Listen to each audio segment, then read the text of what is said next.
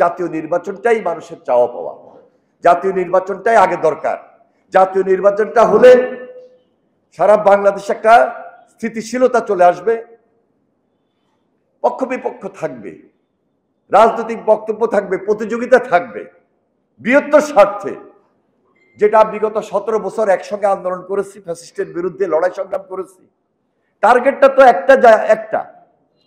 একটা লক্ষ্যে পৌঁছার জন্য বিএনপি বলেন, জামায়াত বলেন, বৈষম্য বিরোধী ছাত্র যারা পরবর্তীতে অনেকেই এনসিপি গঠন করেছেন, অন্যান্য রাজনৈতিক দল বলেন, আমাদের সঙ্গে যারা যুগপৎ আন্দোলন করেছেন, নাগরিক ঐক্য বলেন, গণফোরাম বলেন, জাসদ বলেন, বাসদ বলেন, ওয়ার্কার্স পার্টি বলেন, সমমনা রাজনৈতিক দল যারা আমাদের সঙ্গে সরাসরি জোটে ছিল, 12 দলীয় যে জোট,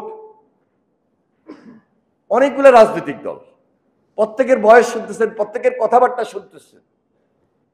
সুতরাং সবাই কিন্তু জাতীয় নির্বাচনের কথাটাই আগে বলছে। দুই একটা দল হয়তোবা সময় ক্ষেপণ করা, ওনারা মনে করছেন যে সময় ক্ষেপণ করলে হয়তোবা ওনাদের জন্য ভালো হবে, ওনারা গ্রামে আরো বেশি যাইতে পারবেন, গ্রামে গিয়ে কথা বলতে পারবেন, গ্রামে গিয়ে ভোট আরো বেশি আদায় করতে পারবেন, ওই সুযোগটা ওনারা নিতে চান। কিন্তু রাজনীতির ময়দানটা তো সবার জন্য সমান।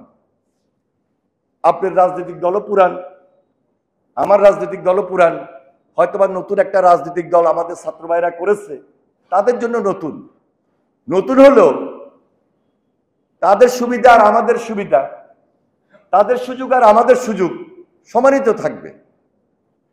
ভোট তো মানুষ দিবে, ভোটের মাধ্যমে আপনাকে নির্বাচিত হয়ে আসতে হবে, এবং নির্বাচিত হয়ে আসে পার্লামেন্টে যদি আপনি কথা না বলেন, কথা না বলার সুযোগ পান, তাহলে অন্য কাজগুলো করতে পারবেন না। এই জন্য আমি মনে করি অভিজ্ঞতা সম্পন্ন দল যারা আছে এবং অভিজ্ঞতা সম্পন্ন রাজনৈতিক ব্যক্তি যারা আছে, তাদের কথাগুলো শোনা দরকার, জানা দরকার। কেন, কি কারণে আমরা এই মুহূর্তে জাতীয় নির্বাচনটাকে সবচেয়ে বেশি প্রাধান্য দিচ্ছি, সবচেয়ে বেশি প্রাধান্য দিচ্ছি বলেই এই কথাটা বলি নাই যে হাসিনার বিচার আগে না, সংস্কারও এট এ টাইম, এগুলো একটা চলমান প্রক্রিয়া। সব বিচার কি হাসিনার বিচার সব শেষ করে দেওয়া যাবে? এই অন্তর্বর্তীকালীন সরকার সব এখনই শেষ করে ফেলতে পারবে? নির্বাচিত যে সরকার আসবে, সবচেয়ে বেশি কঠিন চ্যালেঞ্জ তাদেরকে গ্রহণ করতে হবে।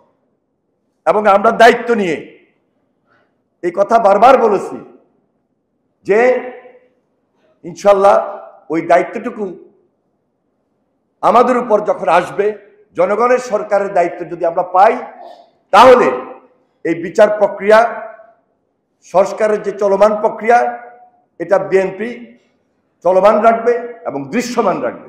ধন্যবাদ।